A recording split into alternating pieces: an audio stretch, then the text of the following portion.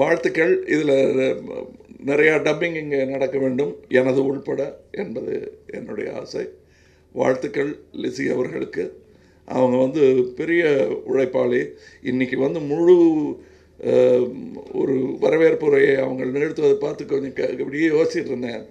ஒரு வார்த்தை தமிழ் தெரியாமல் உள்ளே வந்தாங்க அவங்க. இன்றைக்கி அடுத்த வெளுத்து கட்டுறாங்க, எக்ஸ்டம்போராக அடிக்கிறாங்க. அதுதான் அவங்களுடைய உழைப்புக்கு முதல் உதாரணமாக அதை சொல்லலாம். அடுத்து இந்த டப்பிங் தியேட்டரை அவங்க நடத்த போகும் விதமும், இதுவரை அதை கொண்டு சேர்த்திருக்கும் விதமும், அவர்களுடைய தேடலையும் அவர்களுடைய பணிவான அமைதியான உழைப்பும் எனக்கு பிடித்த விஷயங்கள். இவர் சொன்ன ஒரு முக்கியமான விஷயம், அதாவது ரசூல் பூக்குட்டி அவர்கள் சொன்ன ஒரு முக்கியமான விஷயம், இந்த ஒலி இது பல தொழில்நுட்பங்கள்லாம் வந்திருக்கு. ஆனால் அந்த டயலாக்ங்கிற விஷயம், டயலாக் பேசி தான் இப்போ கூட நான் ஞாபகம் வச்சுக்கிட்டு இருந்து பேசினது வந்து சாக்ரட்டிஸுங்கிற ஒரு டயலாக். அது அவ்வளோ பதிஞ்சு போயிருக்கிற ஒரு விஷயம். பேச்சு பிடிக்கும் நமக்கு, பேசி பேசி நம்மளை மயக்கியவர்கள் பல பேர் இருக்கிறார்கள். அது பேச்சு பிடிக்கும் நமக்கு. அதை வைத்து ஒரு வியாபாரத்தில் முதலீடு செய்து அந்த திறமையை வைத்து விளையாடி கொண்டிருக்கும் இந்த இண்டஸ்ட்ரி இந்த ஒரு துறையை கவனிக்காமல் விட்டது வந்து பிழை. அது திருத்தப்பட வேண்டும். அதில் எனக்கும் சந்தோஷம்தான். ரசூல் பூக்குட்டி அவர்கள் கனவு மட்டுமல்ல, இது லிசி அவர்கள் கனவு மட்டுமல்ல, என்னுடைய கனவும் கூட. முந்தையெல்லாம் நாங்கள் பேசிகிட்டு இருந்த மைக்கு, பாலச்சந்தர் அவர்கள் சவுண்ட் எக்யூப்மெண்ட்டெல்லாம் எங்களுக்கு நல்ல எக்யூப்மெண்ட் கிடையாது. படம் எடுத்து முடிச்சுட்டு அந்த ரெக்கார்டிங்ஸ் கூட சில சமயம் எங்களுக்கு கிடைக்காது. மனசில் வச்சுக்கிட்டு இருந்து பேசின டைலாக் எல்லாம் டைரக்டர் ஞாபகம் வச்சுருந்து கேபி சொல்வாருன்னு நான் பேசுவேன். எச்சி முழுங்குற சவுண்டு வராதுன்ட்டு மைக்கு கிட்ட போய் வச்சு எச்சி முழுங்குற சவுண்டு கொடுத்துருக்கேன் நான். ஏன்னா அது வரணும், அப்போ தான் நல்லா இருக்கும்ன்ட்டு. அதுக்கப்புறம் வர வர வர வர மைக்கு சிறப்பாக அமைய நாங்கள் பின்னாடி வர ஆரம்பித்தோம். பின்னாடி வந்து சாஞ்சி மல்லாக்கப்படுத்திட்டோம், ரொம்ப வசதி ஆகிட்டோம்.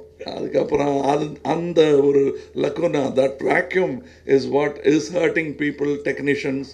ஆஸ் அ டைரக்டர் ஒரு சவுண்டு சொல்லக்கூடிய கதை கிட்டத்தட்ட மியூசிக்கும் திரைக்கதையும் போஸ்டர்ஸும் சொல்லக்கூடிய விஷயத்த சவுண்டு சொல்லிடும். சவுண்டும் கேமராவும் அவ்வளோ முக்கியமான விஷயங்கள். வசனமே இல்லாத ஒரு விஷயத்தை கேமரா சொல்லிவிடும். ஒருத்தன் பொய் சொல்கிறானா இல்லையாங்கிறத அவன் கண்ணை பார்த்தா தெரிகிற மாதிரி கேமரா பார்க்கும்போது எல்லா நிஜங்களும் தெரிந்துவிடும். அதையெல்லாம் நாங்கள் அனுபவித்தவர்கள் ரவிக்குமார் சாரும் நான். நல்லா நடிச்சிட்டோன்னு சொல்லிவிட்டு அப்புறம் ரஷ்யா வந்து பார்த்தோன்னா திருப்பி எடுத்திருக்கோம் பல காட்சிகளை. 3 முறை எடுத்தோம் அந்த தென்னாலிங்கிற படத்தில். எல்லோரும் நினச்சிருப்பாங்க முதல் நாள் நாங்கள் ரொம்ப சந்தோஷப்பட்டு அவ்வளோதான் வெற்றி அப்படின்னு நினச்சிட்டு போயிருப்போன்னு. நானும் கவலைப்பட்டேன். எதுக்கு சார் கவலைப்படுறீங்க, எனக்கு அழுக வந்தது. உங்களுக்கு அழுக வந்தது சரி, அது கேமராவில் தெரிஞ்சுதாங்கிறத சந்தேகம் வந்துருச்சு எங்களுக்கு. மறுபடியும் ரஷ்ஷை போட்டு பார்த்தா என்னுடைய சந்தேகம் அவருடைய சந்தேகமாகவும் வலுத்தது. கேமராமேனும் சளைக்காமல் மாற்றி மாற்றி லைட்டிங்கு மாற்றி எடுத்து 3வது முறை தான் நீங்கள் தென்னாலி படத்தில் பார்க்கும் அந்த முதல் காட்சி. 3வது இதில் யார் பிழையும் கிடையாது. நாங்கள் தேடி கண்டுபிடிக்க முடியாது. கொலம்பஸ் அமெரிக்கா கண்டுபிடிச்ச மாதிரி இருந்தது எங்களுக்கு. ஓஹோ இப்படி எடுக்கணும் போல் இருக்கேன்னு. ஒவ்வொரு சினிமாவுமே பாடமாக அமையும். இந்த இடத்துல மெத்தனமாக இருப்பதற்கு நேரமில்லை. அதனால்தான் இந்த மாதிரியான முயற்சிகளை பாராட்ட வேண்டிய கடமை எங்களுக்கு இருக்கிறது. ரசூல் பூக்குட்டி அவர்கள் பெரிய கதையை சொன்னார்.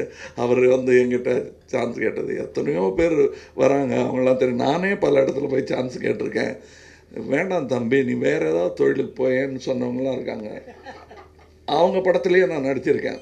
பட் அதுக்கு காரணம் அந்த நேரத்தில் நம்மளுக்கு சரியான இம்ப்ரெஸாரியோ இருந்திருக்க மாட்டாங்க.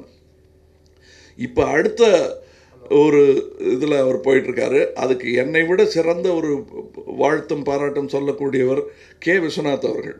அது ஏன் அதை சொல்கிறேன் அப்படின்னா, கே. விஸ்வநாத் அவர்கள் வந்து சாரதா ஸ்டுடியோவில் சவுண்ட் ரெக்கார்டிஸ்ட். அவர் வாகினியில் வேலை செஞ்சுட்டு சவுண்ட் ரெக்கார்டிஸ்ட்டாக வந்திருக்கேன். நான் பார்த்துருக்கேங்க அவரை. தமிழ் படத்து டைலாக் இருந்தாலும் அதை வந்து கேட்டுக்கிட்டு ஆர்டிஸ்ட்டுக்கிட்ட அப்போல்லாம் லைவ் சவுண்ட் எடுக்கிற நேரம் he became a director. So அவருடைய படத்தில் நடிகர்களுடைய திறன் சற்று அதிகமாக வெளிப்படுவது மாதிரி இருப்பதற்கு காரணம் சவுண்டை பற்றின முழு ஞானம் அவருக்கு இருந்தது. இது ஏன் இப்போ இவர்கிட்ட சொல்கிறேன்னா, கூடிய விரைவில் அவர் இயக்குனராக போகிறார், டைரக்டராக போகிறார். அது இந்த பலத்துடன் நீங்கள் செல்கிறீர்கள். சினிமாவை பற்றி தெரியும், எத்தனையோ பேர் எடுத்த சினிமாவை அந்த சவுண்டை கரெக்ட் பண்ணுறதுனால அதுவே ஒரு பயிற்சி. சினிமா இன்ஸ்டியூட்டில் படித்த பயிற்சி, சினிமா துறையில் படித்த கல்வி எல்லாம் உங்களுக்கு கைகூடும். அதுவும் வெற்றிகரமாக இருக்கும். அந்த அவார்டு ஃபங்க்ஷன்லேயும் முதல்ல வாழ்த்துறது நானாக இருக்கும். அந்த ஆக்சிடெண்ட் நடக்கணும்னு நான் நினைக்கிறேன். நான் அது எப்பொழுதும் வெற்றி பெறும் என்று வாழ்த்துக்கிறேன். கமல் சார் முன்னாடி மைக்கெல்லாம் பிடிச்சி பேசுகிறதுக்கு கொஞ்சம் பயமாக தான் இருக்குது.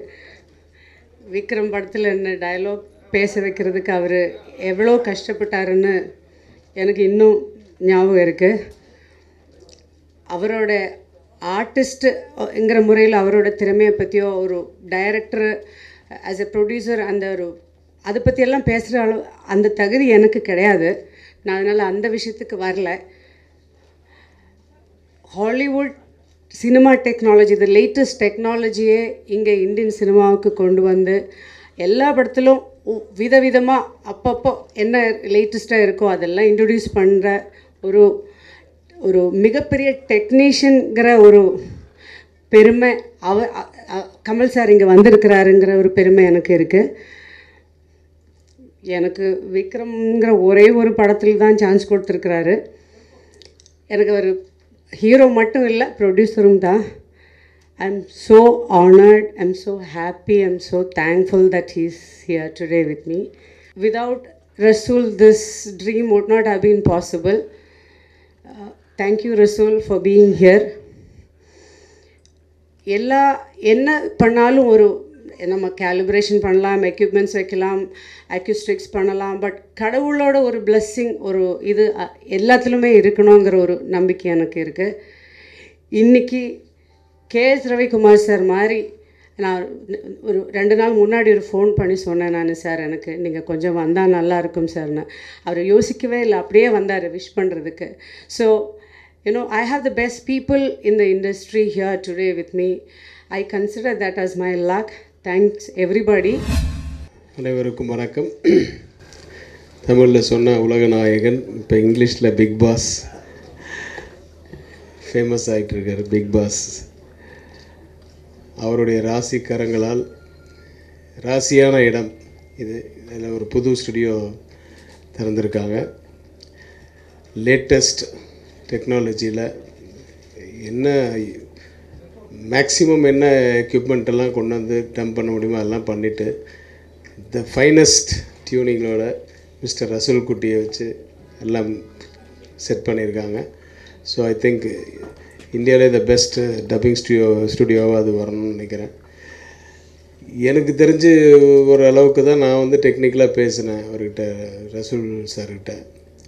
இப்போ இந்த டால்பி அட்மாஸுக்கு அப்புறமா ஏதோ ஒன்று வந்திருக்கு அப்படின்னு சொல்லி சொன்னார். உடனே வந்து அது R2 சார், அது முதல் கமல் சார் தான் இந்தியாவிலே இதை ஃபஸ்ட்டு ஃபிலிம் பண்ணார் அப்படின்னு சொன்னாங்க. ஸோ அவருக்கு அவரை விட லேட்டஸ்ட் என்ன வருது, என்ன புதுமைகள் வருது அப்படிங்கிறது சினிமாவுக்கு கொண்டு வரணுங்கிற ஆர்வத்தில் உள்ள அவருடைய ராசிக்கரங்களால் இன்றைக்கி இந்த டப்பிங் ஸ்டுடியோ திறந்துருக்காங்க. அதுவும் இல்லாமல் அந்த ராசிக்கரங்களால் மட்டும் இல்லாமல் அவருடைய ஸ்பீச்சு ஒன்று டப் பண்ணாங்க இன்றைக்கி. அது எனக்கு அப்படியே ஷாக்காக இருக்குது. அவரோட நிறைய பழக்கத்தில் நிறைய விஷயங்கள் அவர் டைலாக்ஸ் பேசுவார், நிறைய ஸ்லோகங்கள்லாம் சொல்லுவார், நிறைய அப்படியே பைஹார்ட்டடாக இன்னும் அந்த சின்ன வயசில் கேட்டதெல்லாம் அவர் சொல்லுவார். இன்றைக்கி அதே அந்த பழைய நினைவுகள் வந்துச்சு. சிவாஜி சார் பேசின வசனம், கலைஞர் எழுதிய வசனம், சாக்ரட்டிஸ் அவர் பேசுனதெல்லாம் அப்படியே சும்மா ஏதாவது பேசுங்கன்னொன்னா அது வந்து விழுது பலன்னு. நான் பார்க்கும்போது அது சினிமான்னாவே இனிமேல் சிவாஜி சாருக்கு அடுத்தது அது கமல் சார் அப்படிங்கிறது வந்து எல்லாருக்கும் தெரிஞ்ச விஷயந்தான். அது இன்றைக்கி மறுபடியும் ப்ரூவ் ஆச்சு எனக்கு. You heard this whole story, what Lizzie has said. It's not as dramatic as what she said. But there is one thing that always been a question for me, and I always did not understand why we behave in that way. Because we make films that are very, very dialogue oriented. Spoken dialogues are so much importance in our film. And music, background is supposed to be background music. Most of the time it is in the foreground. When we come to recording music, which is supposed to be going behind the dialogue, We have the best studios, best equipment, most number of tracks. But the most important dialogue, spoken dialogue, actor's performance, when it comes to recording that, we get the lowest of the low-end system. That's been the practice all over, because a dubbing studio does not make much money. I don't know what is the reason. But technically, aesthetically, philosophically, we never paid attention to the most important sound in our film. It's always been I always wondered, I never could understand why the studio owners or the industry itself is treating actors' performance like that.